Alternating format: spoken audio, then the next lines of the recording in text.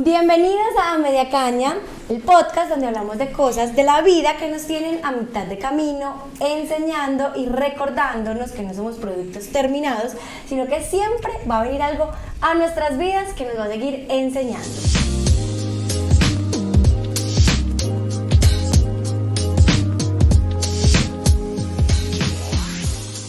Hoy vamos a hablar de un tema que hemos tocado en otros capítulos, porque yo creo que por más que hablemos de él, va a tener 1000 aristas y es una tela gigante por cortar.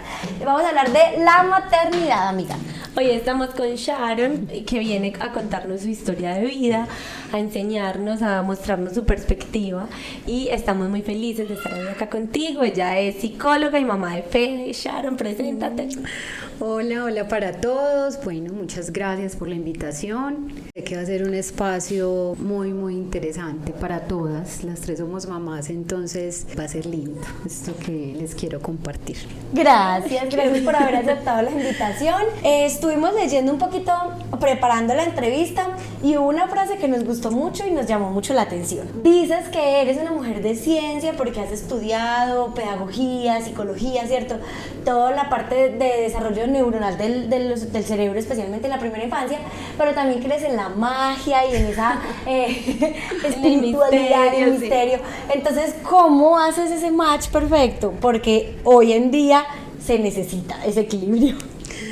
Así es, bueno, eso fue una confesión que yo hice. Yo creo que en la vida uno se encuentra con contradicciones y en uno dice, pero ¿cómo es posible que me guste esto, pero también esto? Yo siento que el hecho de creer en lo místico viene más de mi personalidad, un asunto que nació conmigo, esa conexión con las plantas, sobre todo con el agua, el aire, y que definitivamente la vida en sí misma es un misterio y hay cosas que la ciencia nunca va a poder explicar. Le va a dar respuesta. Exacto, entonces me permito creer en eso que no podemos explicar, y creo que le da un toque a la vida más interesante. Y siento que ya la ciencia la fui acogiendo más como un proceso que permite entender cosas necesarias de la vida, del cuerpo, del cerebro, del ser humano, pero esa parte de lo místico le da un toque a mi vida muy interesante. A nosotras también estamos en ese mismo campo. Y también tengo una conexión con el tema de las plantas y los olores muy interesante. Entonces la vida, recuerdo mi primer trabajo fue con perfumería. Allí tuve la oportunidad de conocer las historias que hay detrás de los perfumes. Súper interesante. Entonces eso me encantó. Me acuerda del perfume. Pienso que eso es un mundo como todo místico. La piel. Y así es. Y que de verdad, mira que por eso las personas no nos atraen todos los tipos de perfumes. Y eso tiene una esencia, y es que cada perfume tiene unas notas, cada perfume tiene una inspiración, tiene incluso un momento donde el autor de ese perfume se inspiró. Uno de mis sueños, ojalá en algún momento se cumpla, estudiar perfumería, pero natural, o sea, literal, Francia, ir preparar extractos de plantas, especias, y poder construir perfumes de manera natural. Rico. Sí. Entonces, bueno, Nunca había pensado como en eso. Yo sé sé que amo los perfumes. Sí. Hace poco surgió en mí una contradicción. Un amigo, pues teníamos una conversación muy interesante. Él me decía, no, mira que para mí es muy importante descubrir el olor natural.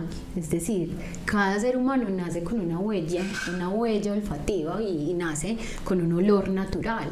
Y que el mundo nos enseña desde muy pequeñitos a venir, aplícate la crema, aplícate el perfume, aplícate esto y una cantidad... El champú y una cantidad de cosas que finalmente, cuando a mí me preguntan, Sharon, ¿cuál es tu olor natural? Wow, a mí esa pregunta me dejó... Yo quiero saber cuál es mi olor natural. Uno no es como... Este es mi olor natural y lo quiero dejar ahí guardadito. ¿Quiénes son los que dicen que los colombianos olemos a leche? Los hindúes. No sé. Sí, algo he escuchado, pero digamos que allí surge esa contradicción y es, la perfumería es muy interesante, o sea, esa combinación de extractos y un resultado final. pero también es muy interesante encontrar personas que se conocen su olor natural y no lo camuflan con químicos y no lo camuflan con cremas.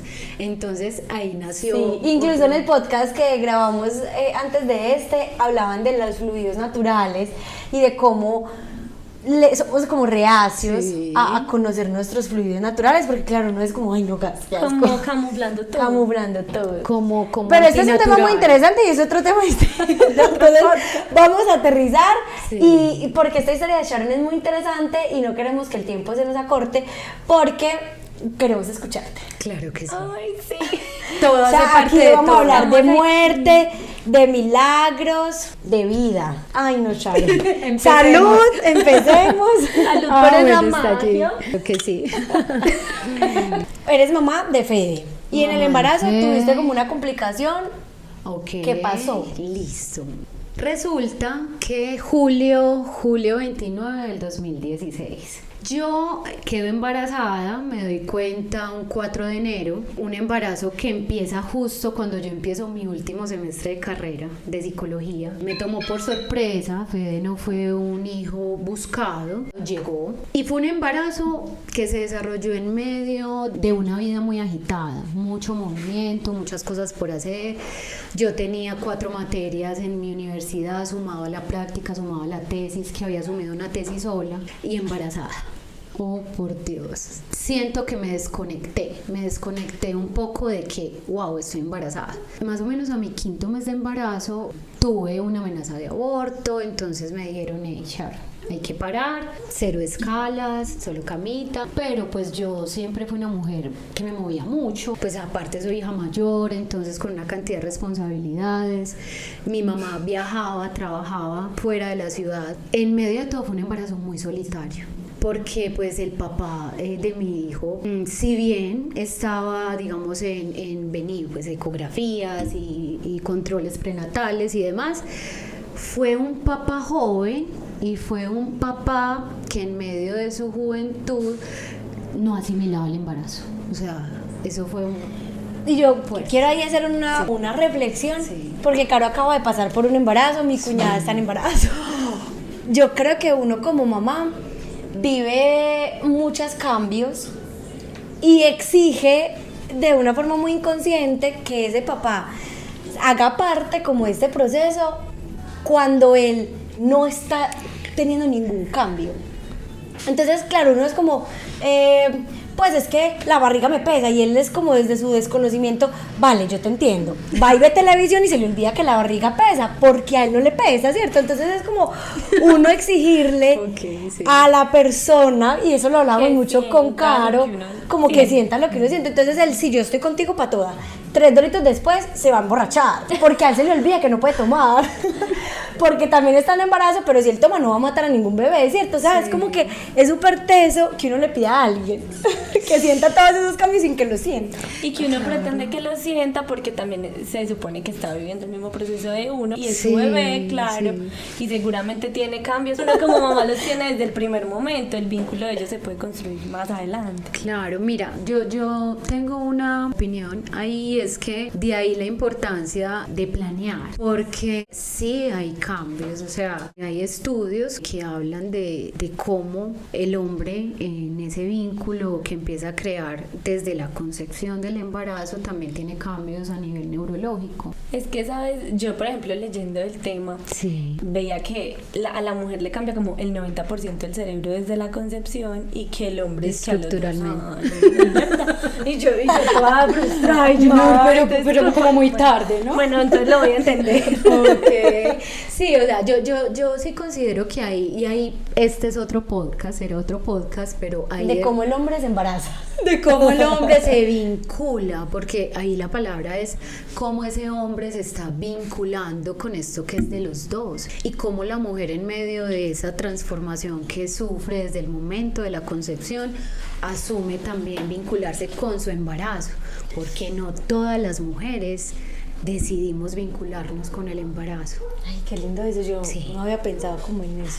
Sí, ese es otro asunto y aquí nos podemos quedar. Pero retomando, a lo que voy es que a él le costó mucho y claro, eso tuvo secuelas porque entonces, por ejemplo, cosas como que las relaciones sexuales, no hubo relación sexual durante todo mi embarazo porque él simplemente no se sentía capaz. Y fue mi época con la libido más alta, Dios mío. No te creo, a mí Sí. cero libido. Fue, o sea, yo Yo parecía... sentía igual. Yo dije, si así se siente un hombre, ya los entiendo, o sea, yo fuego, Pero hice desesperada. mucho, una libido altísima, yo lo asumí, y lo quiero decir aquí, lo asumí como un rechazo porque entonces, o sea, antes de embarazada full, pero entonces ya después estoy embarazada Y no te nada. sirvo.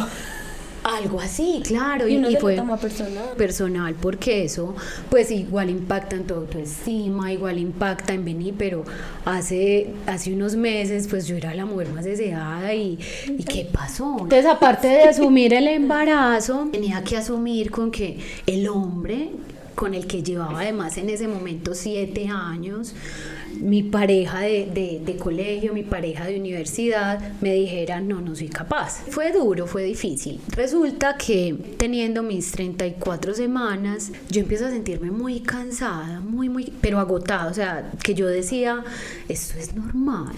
Un día empiezo yo a hincharme un solo lado, a hincharme en el cuello, a hincharme una mano, a hinchárseme el pie impresionante. Entonces yo llamé pues a Duan, papá de mi hijo, y yo no estoy bien, o sea, mírame, o sea, estoy deforme, ¿qué me está pasando?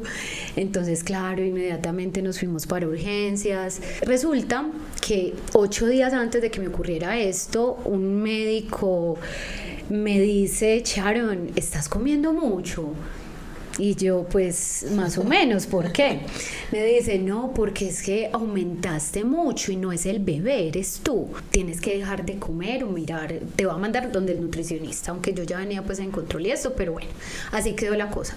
Resulta que tenía que pedir una cita de control y no estaba disponible con el mismo ginecobstetra que ya me había atendido siempre durante el embarazo, sino con otro. Cuando yo llegué donde ese médico, él me miró con una cara que yo dije, ¿qué pasó? Acá hay algo mal. Aquí hay algo mal. Él me miró y me dijo, Sharon, te voy a mandar estos y estos exámenes, tienes la presión relativamente alta, porfa, durante estos 8 días, tómate la presión, muy juiciosa, te haces estos exámenes y me los traes. Yo no alcancé a hacerme los exámenes. 29 de julio yo ya estaba hinchada, impresionante. Yo llegué a urgencias y casualmente el ginecólogo que me atendió en urgencias era el mismo que me había atendido durante todo el embarazo y él se asustó. O sea, cuando él me vio, él dijo, ¿qué te pasó? Me tomó la presión altísima, me acuerdo, 178 estaba, o sea, a punto de un infarto. Y él me dice, por Dios, vamos a escalar este caso a un nivel médico pues más alto, necesitas un nivel 4. Me empiezan a colocar sulfato de magnesio, que ahorita les cuento un poquito por qué sulfato de magnesio. Allí estuve en urgencias durante mucho tiempo, este médico muy asustado, porque él sabía que hubo negligencia.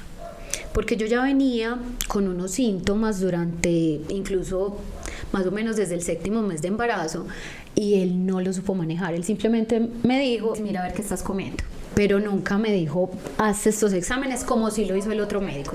En todo caso me dijo, tenemos que esperar a que otra clínica acepte la remisión y te vas. Yo cada vez más hinchada, me dice, Sharon, ya hay una remisión para el Miguel Uribe, la ambulancia llega a las 5 de la mañana. La ambulancia nunca llegó y lo que me explican es, Sharon, la ambulancia se priorizó para un niño en X parte que tuvo un infarto y se priorizó ese caso, vamos a esperar a que llegue otra ambulancia. En ese lapso de tiempo me aceptó la Clínica Pontificia Bolivariana y aquí va el primer milagro, y es que después de todo lo que a mí me pasó, si yo hubiera llegado al hospital Miguel Uribe, yo no hubiera sobrevivido, ni mi bebé tampoco, porque el hospital Miguel Uribe no tenía los aparatos especializados que mi hijo necesitaba para lo que ya les voy a contar.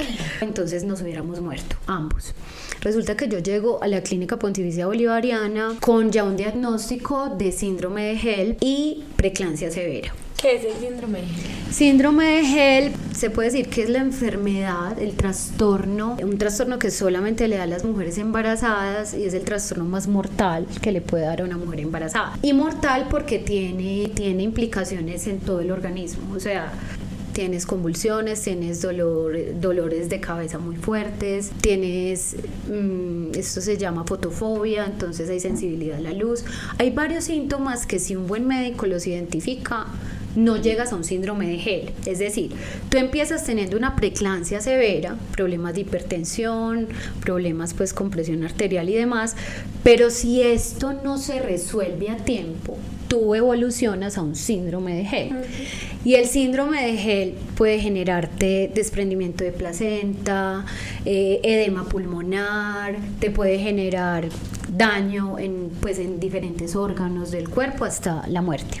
Entonces, bajo este panorama, mi familia, pues obvio, muy preocupada, yo cada vez más inflamada, hinchada, pero ya controlada con medicamentos, sulfato de magnesio, que ayuda como a controlar la hipertensión y demás. Resulta que, recuerdo que era un domingo, yo empecé con un dolor y yo estaba sola.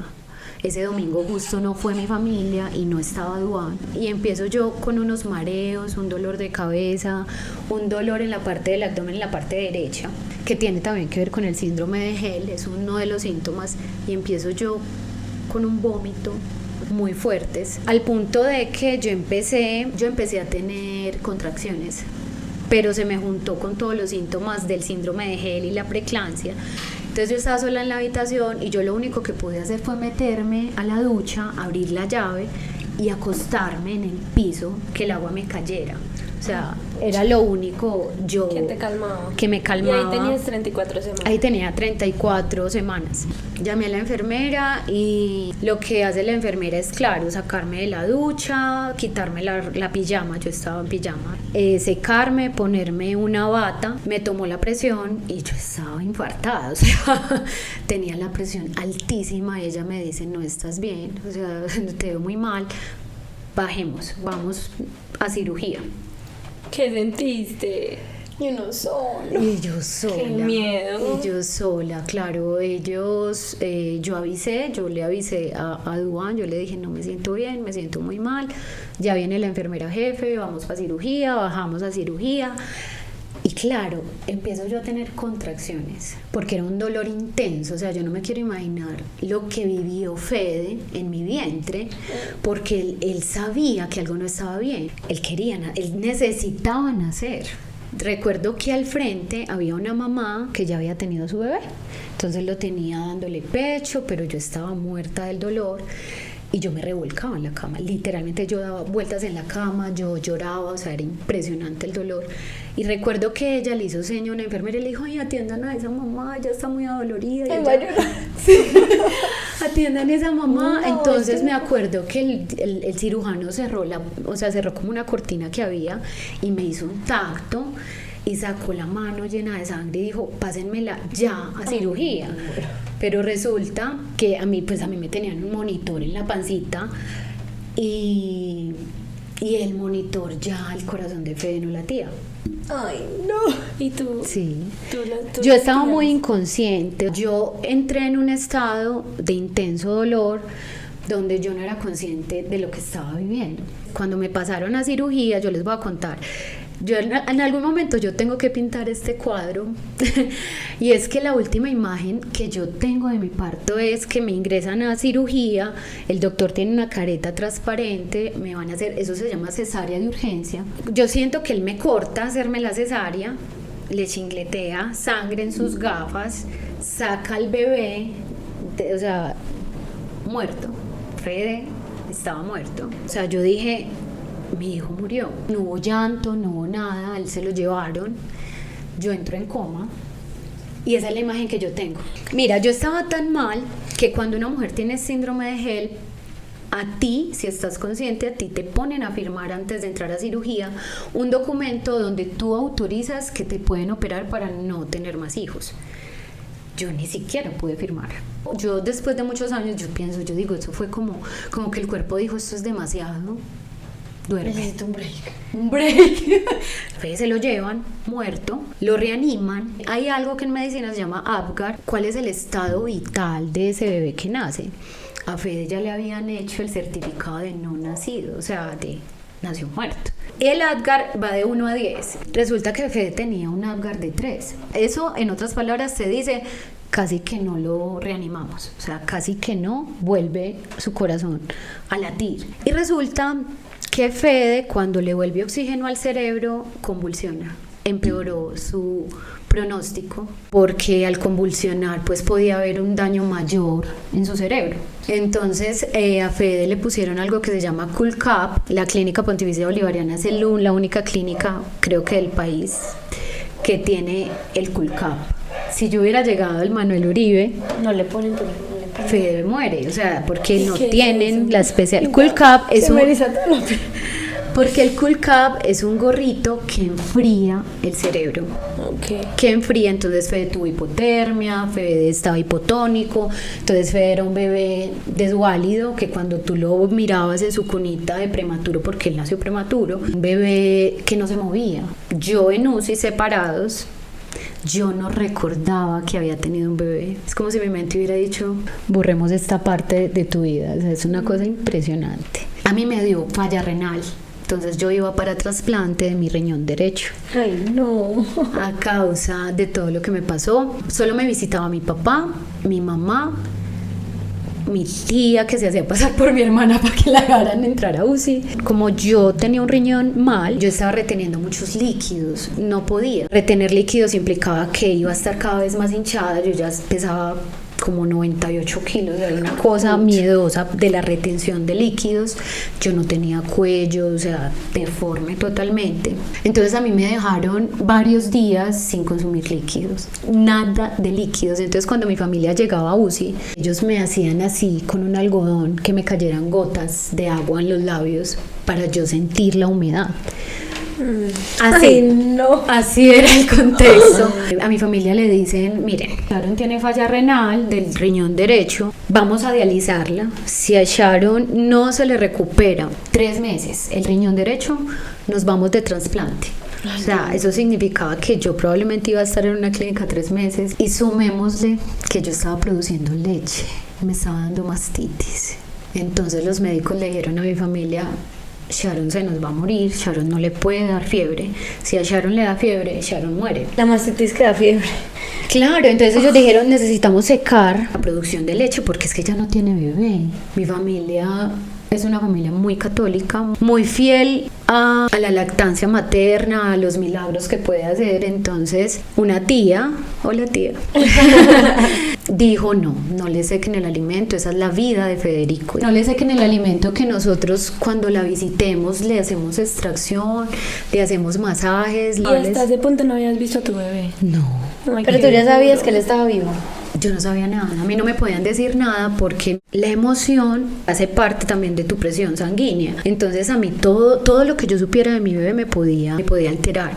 Tanto que cuando me visitaba mi tía, que es una persona que amo con todo mi corazón, mi abuela, cuando ellas ingresaban mi presión aumentaba impresionante. Entonces las enfermeras les decían, no las vamos a dejar entrar porque es que esta muchacha se nos va a enfermar más. O sea, así a ese punto estaba ¿Y tú yo. preguntabas o No, estabas yo no podía muy hablar, consciente? yo estaba entubada, o sea, yo veía, a veces escuchaba, pero yo no podía hablar. Resulta que me extraen leche, tenía que ser manual, me tenían que apretar, no fue suficiente. El dolor más fuerte que yo tuve en UCI fue cuando las enfermeras empezaron a quebrarme las piedras que se crean en la mastitis, se crean como unas piedras de leche. Y las enfermeras, yo creo que lo hacían sin piedad alguna, o sea, era impresionante. Yo salí de UCI y yo tenía las marcas de las manos de las enfermeras en mi pecho. Transcurrieron los días, mi familia en ese momento pertenecía a Lazos de Amor Mariano, entonces todos oremos por Sharon, por su bebé, Sharon, su bebé. Y milagrosamente, pues me dializaron aproximadamente como 15 días, mi riñón se recupera. Entonces se descarta la opción Y le han dado 3 meses. de un trasplante, mi riñón se recupera, empiezo yo a eliminar todos esos líquidos, porque claro, el riñón empieza nuevamente a funcionar, entonces empieza Sharon a hacerle otra vez Sharon, a vérsele la carita, ya podía abrir los ojos porque los ojos no, de la inflamación, pues no veía bien. Tanto que imagínense que yo alcancé a escuchar, los enfermeros de UCI son una cosa muy particular. Cuando ellos me bañaban, porque ellos me daban la vuelta y yo parecía un muñequito, entonces ellos me movían y me bañaban y me limpiaban y todo. Cuando uno le preguntaba al otro, es que Michelin, ¿qué han dicho de Michelin? Chicas, o sea, yo escuchaba y veía todo, obvio. Entonces yo decía, o sea, así estaré de gorda, así estaré de hinchada. Pero bueno, eso es un cuento que después me reí de eso. Y uno es muy consciente de todo lo que ocurre, ¿no? Sí, muy, muy consciente, así te estés muriendo. Resulta, le dicen a mi familia, bueno, familia, ya la presión mejoró, la insuficiencia respiratoria pues está muy bien. Pero yo recuerdo un momento en el que Duván en UCI me mostró, pues en UCI no se podían usar celulares, pero pues él sacó su celular y me mostró una foto de un bebé.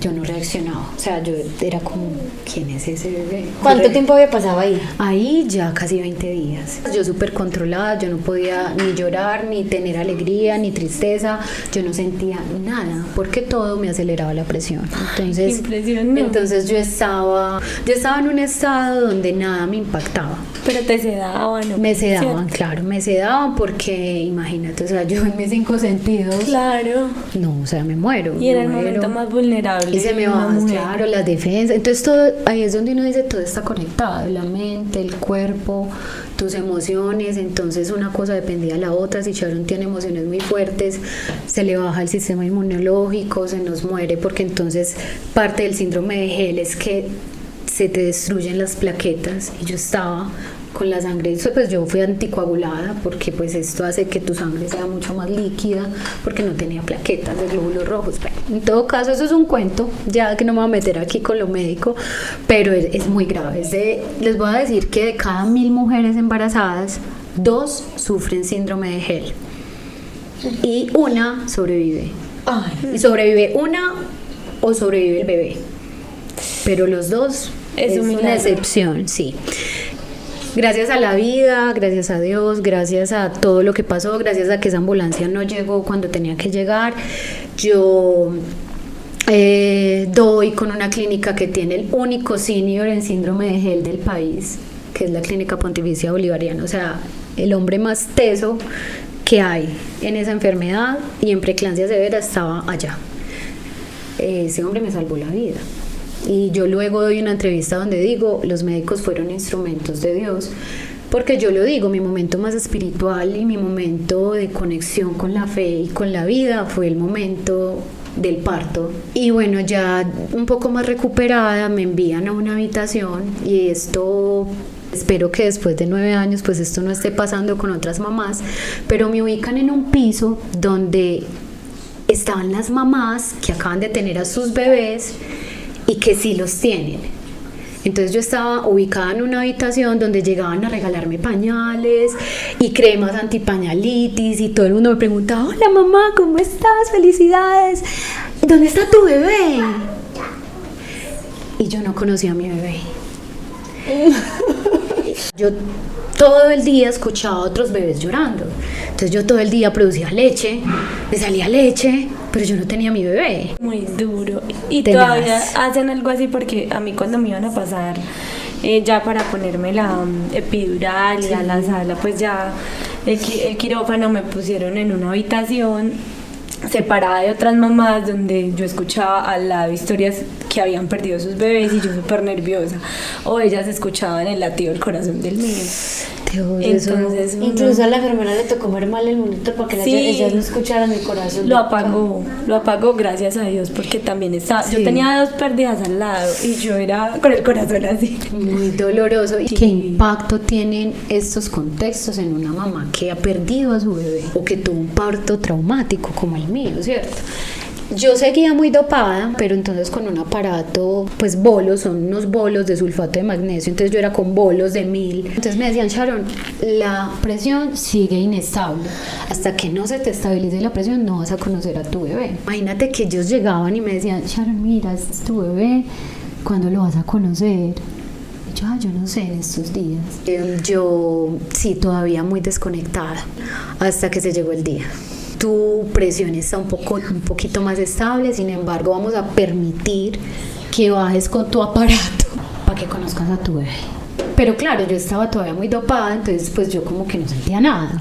Cuando yo llegué en neonatos, pues hay una parte donde tú te lavas tus manitos. Yo con medicamento, me dolían muchísimo las manos, yo parecía un nazareno.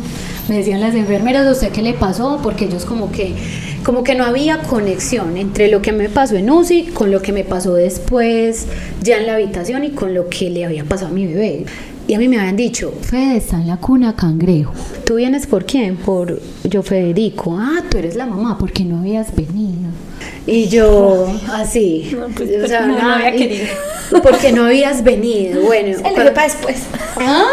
no quería después de casi un mes.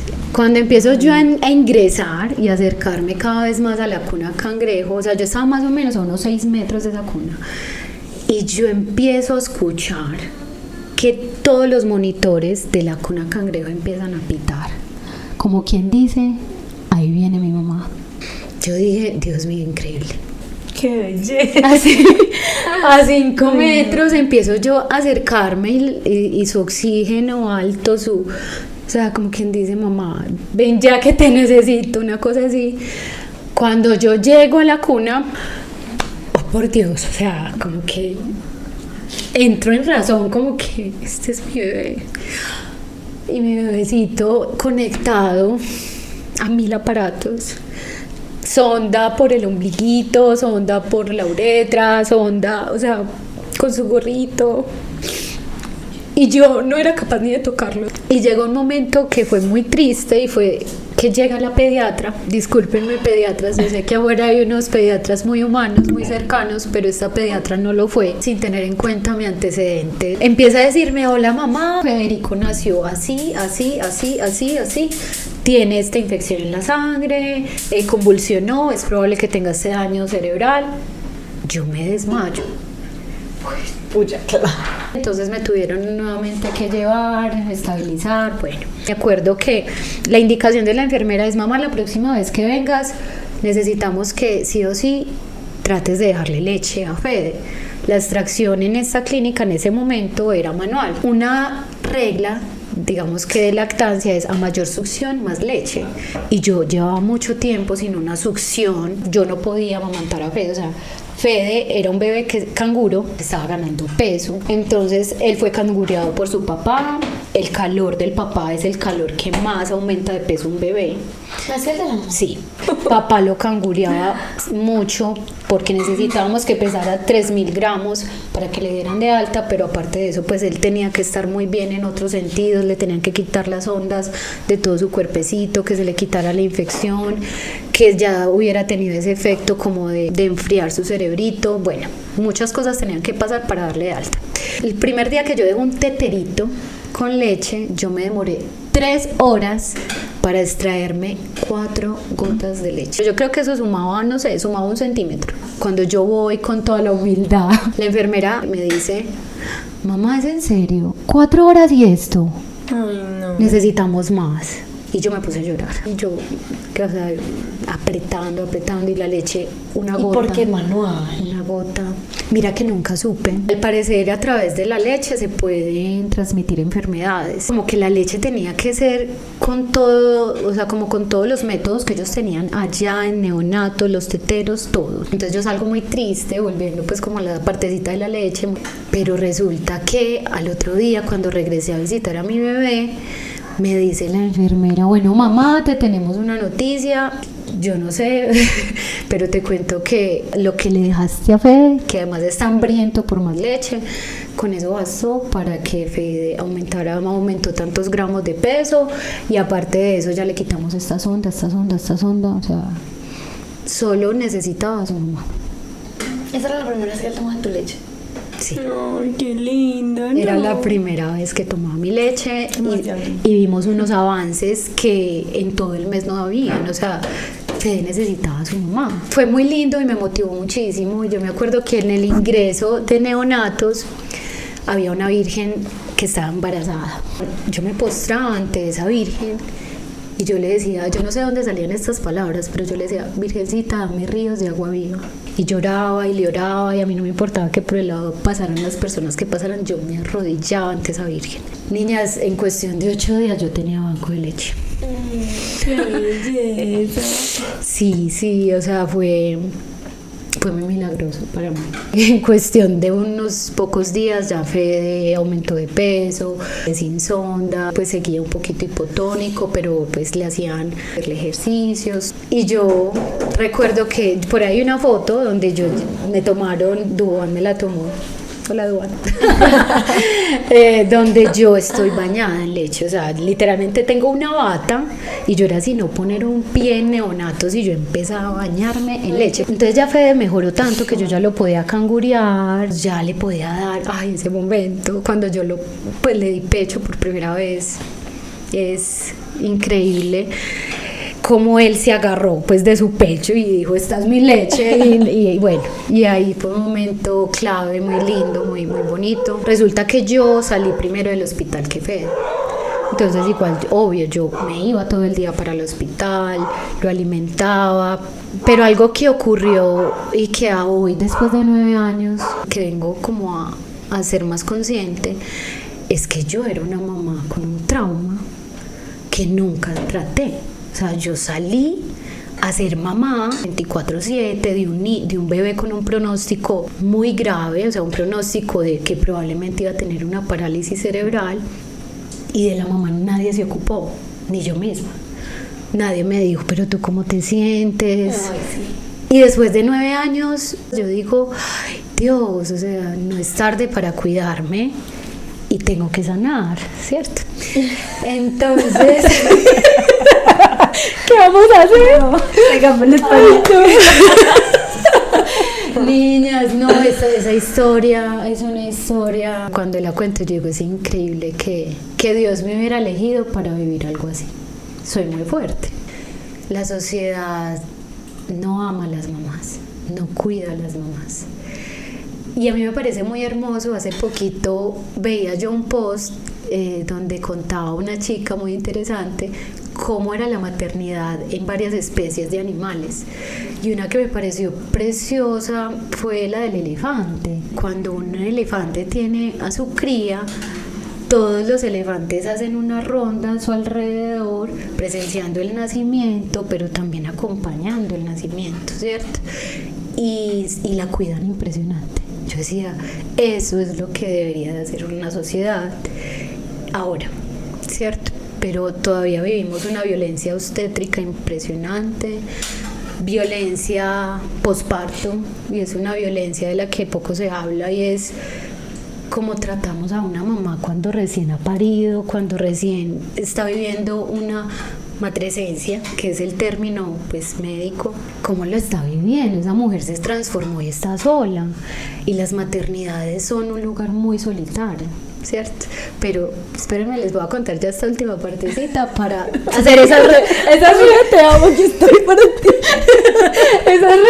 tan linda, esas reflexiones. No, resulta que todos estábamos pues como al tanto de bueno, ¿cuál es el último examen? ¿Cómo sabemos si el cerebrito de Fede cuánto se afectó? ¿Qué cicatrices hay? Y me dicen, bueno, mamá, la neuropediatra, que hola donde estés, eres un ángel, nos dice, bueno, el resultado de la resonancia cerebral nos va a decir qué va a pasar de ahora en adelante. Cuando llega la resonancia y Duan y yo así agarrados, temblando, y saca la resonancia a la neuropediatra y la mira, yo en ese momento no sabía mucho del cerebro, no sabía tanto, y muestra un cerebro intacto. Ay. Un cerebro que lo que nos dice la médica es, ustedes ven esta pequeña luz en la parte occipital, o sea, así en la parte de atrás de la cabecita, Bueno, esta es una pequeñita luz y podemos decir que esa fue la cicatriz que dejó todo lo que Fede vivió. Pero probablemente sea una cicatriz que puede sanar con la neuroplasticidad y con todo lo que ocurre en el cerebro de un bebé, de un niño. Otro milagro. Sin embargo, tienen que estar muy pendientes en el desarrollo, porque puede que Fede no camine, puede que Fede no vea, puede que Fede no escuche. Y nada, nosotros salimos a principios de septiembre de 2016 para casa, una mamá con mucho llanto, una mamá que se le estaba pasando el efecto de las pastillas. Entonces pasé de no sentir nada en el hospital a sentirlo todo afuera. Yo lloraba por todo, me sentía muy sola, porque hay un punto donde uno como mamá no es capaz de explicar lo que siente, o sea, que uno dice,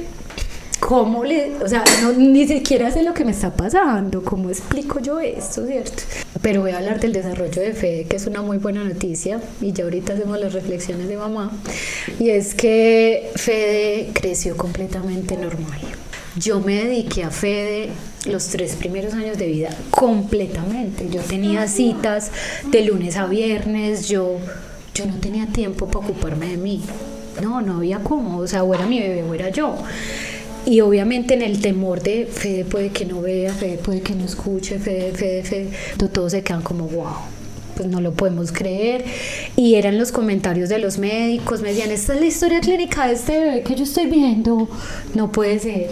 Entonces era muy lindo porque sentía que todo había valido la pena, o sea, como que wow, o sea, estoy viva, mis riñones están sanos, soy una mujer con energía vital, que claro, o sea, con su trauma, que digamos que ahora lo vengo como a ser mucho más consciente. Fede hace más o menos un año, fue diagnosticado con déficit de atención, que la verdad eso para mí no es nada para lo que esperábamos.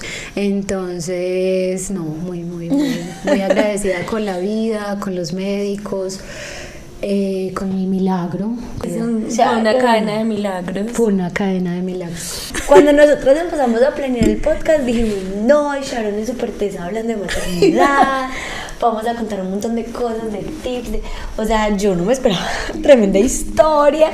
Y obviamente se llevó el protagonismo del podcast y me encanta, y haremos otros 20 capítulos contigo para que hagas, derrames aquí todo el conocimiento, porque lo que estás diciendo me parece muy cierto y quiero hacerle lupa a lo que dices de que las mamás están muy solas en ese posparto, porque a mí me parece que como se trate esa mamá o la mamá como se mire a ella misma, finalmente va a interferir en la crianza, y nosotros en este momento queremos que estas generaciones nuevas puedan tener unas bases con más información que no tenían los papás de antes, porque ahorita hay muchos estudios, hay muchos libros, hay un acceso a una información muy grande que nos permite a nosotros tener una crianza educada. O sea, nosotros nos tenemos que educar para criar, porque a uno no le enseña, ¿cierto?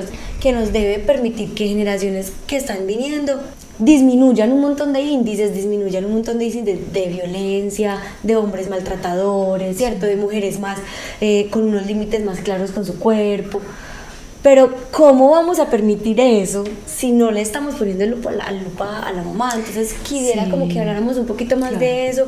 Bueno, Caro, eso que dices, retomando pues lo que decía de la importancia de la conciencia de la maternidad. Y es sostener, es decir, cuando una mamá es sostenida por su tribu, es una mamá que tiene todo el tiempo, la calma, toda la capacidad de desarrollar todo lo que su hijo necesita. Cuando una mamá no es sostenida, es una mamá desconectada de su maternidad, porque es una mamá que se tiene que preocupar por muchas cosas que no debería, que si no tiene red de apoyo, entonces ¿quién va a cuidar a mi hijo? Que tiene que trabajar por su circunstancia económica, por su circunstancia de pareja. Su atención no está en su bebé, su atención está en sobrevivir. Y entonces se juntan los cambios que yo como mamá estoy asumiendo neurológicamente, físicamente, emocionalmente, sumado a sobrevivir y a la angustia y a la culpa que puede sentir una mamá porque se tiene que ir a trabajar, porque tiene que dejar a su bebé en una guardería con una vecina. Digamos que acá me voy a ir a un punto bien importante, y es que necesitamos más investigación y que esa investigación esté enfocada en la maternidad, que esté enfocada en la mujer, porque la mujer ha sido un sujeto muy olvidado en la ciencia. Entonces es a raíz de la investigación que se pueden construir políticas públicas que protejan a esas mamás, donde pongamos una lupa en venir, cómo está la salud mental de esa mamá que está criando, cómo está la red de apoyo, qué necesita, como sociedad, qué podemos hacer. Y eso empieza desde la familia. Si tú no tienes una familia que te sostiene, tú eres una mamá probablemente con altos niveles de estrés, que ya sabemos que el estrés hace estragos en el cerebro, en el cuerpo, pero en una mamá que está criando es fundamental, porque entonces es una mamá ansiosa, es una mamá que probablemente es depresiva, reactiva, que es reactiva. Y con todos los cambios hormonales que trae el posparto. No, y que yo siento que cuando uno tiene un bebé que estalla en una pataleta, uno necesita una calma impresionante para no arrematar con él y meter un puño, porque es que eso altera tanto como El que desequilibra estado. tanto a la persona, porque tú estás ahí viendo a alguien que te está atacando con unos gritos y llantos que tú no entiendes. Entonces tú tienes que estar tan equilibrado para poderle dar el abrazo y decir, ven, calma. y no tomárselo personal, porque es que ellos le gritan a uno y uno se lo toma personal, y entonces empieza a pelear una pelea de egos, y es otro niño, uno de 5 años, peleando contra él. Entonces yo pienso en eso y digo, pucha, las mamás sí estarán trabajando para no reaccionar y no ser reactiva, sino ser refugio. Y no solo la mamá, la red de apoyo. Exacto, sino que mira que desde el lenguaje uno ya culpa a la mamá. Uno ya dice, pero es que venía, eso es responsabilidad de ella. No. Y es que cada hijo que nace es un hijo de la sociedad. ¿Sí?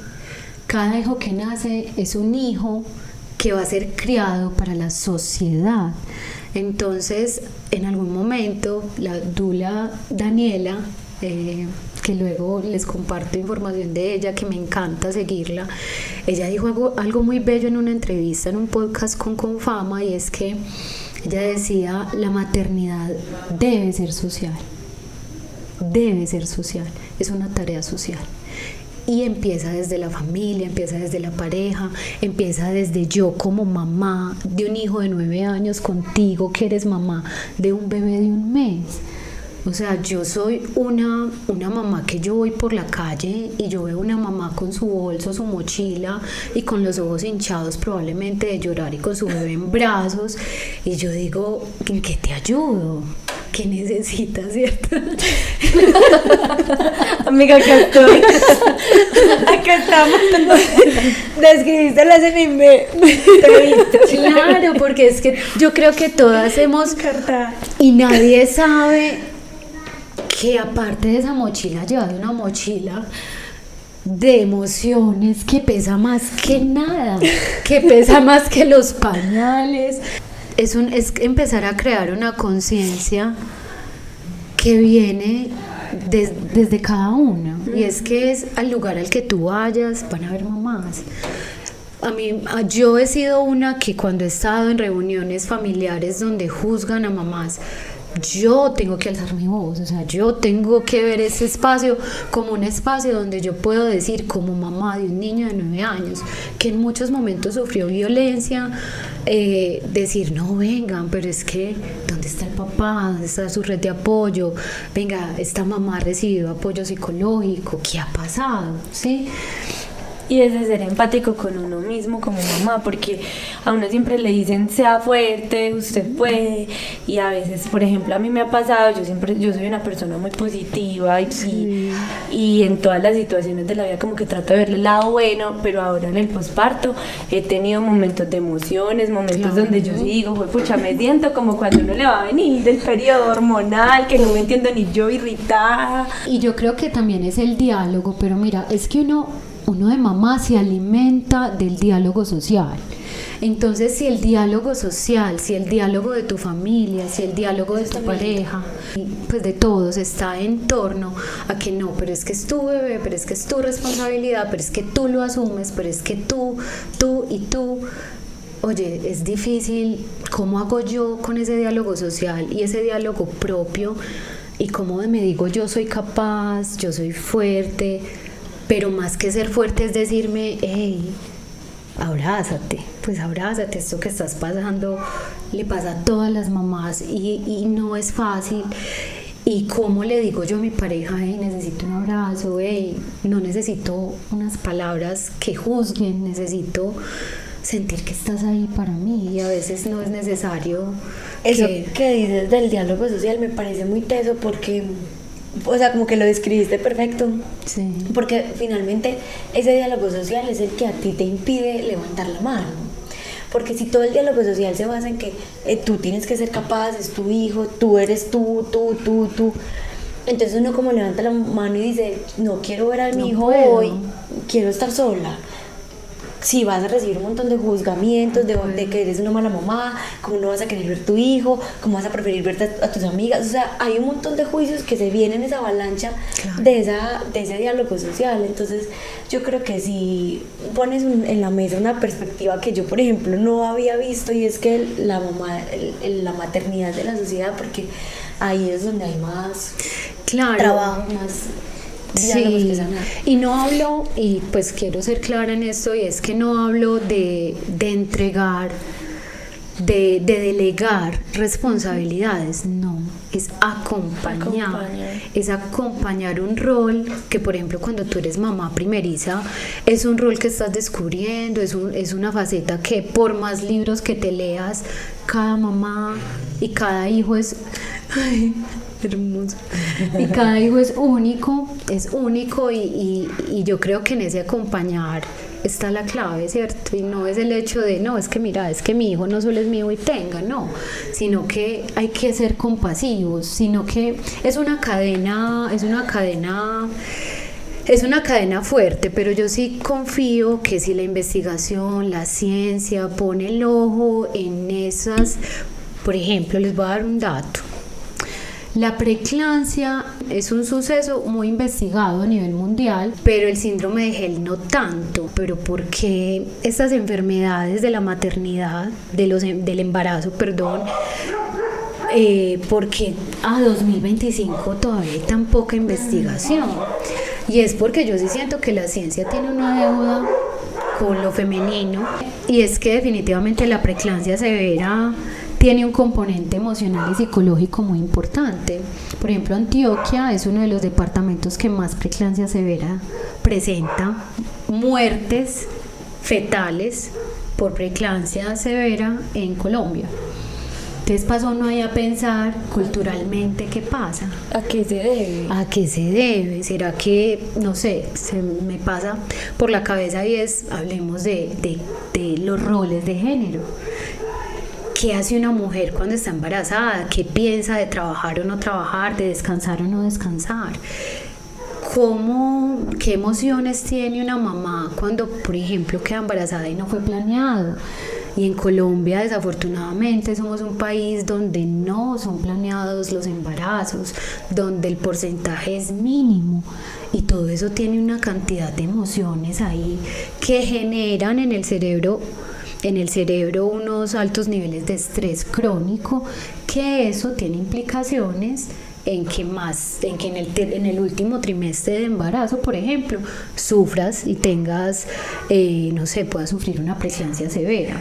No estoy diciendo que por el estrés vas a sufrir una preeclampsia, pero sí estoy diciendo que es un componente que hace parte de que puedas, es un factor de riesgo a que puedas tener una preeclampsia severa. Entonces mira que es un asunto que no se queda solo en la medicina, es un asunto completamente social. A mí me quedó sonando lo que dijiste de los elefantes. Es muy bello, pueden investigarlo, y que yo digo increíble que la naturaleza, los animales tan sabia, tan sabia, sino que nosotros humanos nos hemos desprendido mucho Somos soberbios. de lo natural, de, por ejemplo, yo, y aquí les cuento un poquito, Fede estuvo en plan canguro hasta los 6 meses, pero Fede nació y en mi familia hay una costumbre, perdón pediatras, en mi familia hay una costumbre que de hecho pues cero científica, no está avalada por la ciencia, pero a los hijos de varios de mis familiares pues les dieron, por ejemplo, sopas, cremas a base de vegetales, a base de pescados altos en omega 3, y pues son niños completamente sanos, con una digestión maravillosa, niños muy inteligentes, con un cerebro pues muy, muy interesante de explorar. Pero lo que voy es que yo decidí que mi hijo, después de que salió del hospital, yo a los 2 meses, ya tú decides si esto sale en vivo o no, a los 2 meses yo le di cremas a mi hijo, de vegetales y de pescados altos en omega 3. Y estoy completamente segura, y bueno, no puedo hacer un estudio de esto, pero estoy completamente segura que esa alimentación, de una manera rápida, o sea, yo no esperé 6 meses, alimentación complementaria, no. Fede recibía su crema y recibía su leche materna desde los 2 meses de nacido. Y estoy completamente segura que eso hizo que el cerebro de Fede se recuperara mucho más rápido y hiciera pues procesos de neuroplasticidad de una manera más rápida, y que sanara lo que tuviera que sanar, ¿cierto? Y no puedo demostrarlo, pero estoy completamente segura. Igual yo creo que ahí hay un toque de intuición pues de la mamá, Sí, porque lo que uno la mamá sabe sabe que su bebé necesita. que su bebé necesita. Totalmente, y yo fui muy intuitiva en ese proceso, o sea, yo llegaba a los controles, bueno mamá, entonces solo leche materna, y yo, sí, claro, leche materna, pero yo le daba sus cremas y Fede se tomaba 12 onzas de crema de vegetales y de pescado, de salmón, y se lo tomaba y le encantaba. Y Fede hoy es un niño que ama las verduras, que ama el pescado, que tiene una digestión. Fede nunca sufrió de cólicos, que yo dijera, es un cólico, de asma. Fede es un niño completamente sano. ¿En ese posparto te sentiste acompañada? No. Yo les voy a contar. Mis hermanos, bueno, cuando yo salgo de posparto, la indicación es que Fede tenía que estar en un lugar muy parecido a UCI durante los primeros 6 meses. O sea, poco ruido, pocas visitas, ojalá ninguna, poca luz. Recuerdo que nosotros adecuamos un espacio literal UCI. Yo me despertaba muy temprano, amamantaba, hacía la crema, no tuve mucho apoyo, es decir, que yo dijera, no sé, una nana o una señora que pudiera apoyarme para que yo descansara mientras, no, cero. Entonces yo recuerdo muchas escenas donde me hacían unas escalas, cargaba a Fede y yo lloraba. Tengo que reconocerlo, y es una herida que yo descubrí estudiando mi maestría en neurodesarrollo. Cuando empezamos a analizar neurológicamente cómo es el apego, cómo se desarrolla el vínculo, el apego de la madre y todo esto, empiezo yo a pensar en mi red de apoyo y empiezo yo como a tener una rabia interna. Y hasta hace poco yo tuve una conversación con mi mamá donde ella me pidió perdón. Yo no sé por qué no fui consciente, yo te dejé muy sola siempre. Y es una herida que requiere de un proceso. Todavía está esa burbuja, Esa llaguita de rabia, sí. Y yo veo una mamá y yo digo, Dios mío, si yo me senté así, ¿cómo serán estas mamitas que no tienen familia, que sus parejas las maltratan, que son violentadas verbalmente, subestimadas, o sea, y con un bebé en los brazos? Muy doloroso. duro. Sí, entonces... Pero yo creo que aquí sale como una segunda versión del podcast. Definitivamente. Porque me parece chévere que le demos doble clic a eso de los apegos y de cómo nace en el vínculo. Porque estuvimos hablando en un capítulo de heridas de la infancia, pero solamente hablamos como de la herida, o sea, que queda cuando estamos adultos y somos heridos. Pero también chévere poderle dar a la gente la información de cómo nacen esos vínculos, porque finalmente estamos hablando de que hay que educar a las personas, a la sociedad, a las mamás, a los papás, a todos. Entonces también chévere como entender esa red de apoyo que pasa, qué pasa con ese vínculo de apego seguro. El apego seguro. Ajá. ¿Cómo nace todo eso? Y entonces creo que ese puede ser el capítulo 2. Porque hoy le dimos Capítulo espacio dos, ¿y qué? a la herida de Sharon. Ay, sí, ya Hay que hice hablar hincapié. Ya A la hice catarsis, hincapié. sí. Total. Ay, Sharon, gracias, qué espacio tan espectacular. lindo. Yo lo corto así porque yo sé que ya está el tiempo encima, pero te invitamos públicamente a la segunda versión porque creo que es una información valiosa. Claro que que podemos sí, con todo compartir. el amor. Sí, Claro, tenemos preguntas. sí, tenemos público. Claro. Muy interesante lo que decías y doloroso también de esa falta de una red de apoyo para las mamás. Pero cuando están esas mamás que tienen la red de apoyo, pero se enojan porque tienen el apoyo y quieren sentirse autosuficientes y que no quieren una ayuda. ¿Qué pasa? ¿Qué De pasa pronto es cuando- otra herida que tienen o otras cosas que tienen que sanar de Exacto. creer de quererse demostrar que son capaces, o sea, hay un montón de cosas que pasan que hay Pueden dentro con todo. Sí, yo creo que ahí, Caro, tienes mucha razón y es que hay que ser muy conscientes venga, ¿por qué te cuesta aceptar el apoyo? ¿Qué pasa con la familia? ¿Y qué hay psíquicamente? O sea, ¿qué significa para ti psíquicamente que tu familia te diga, ven, te apoyamos?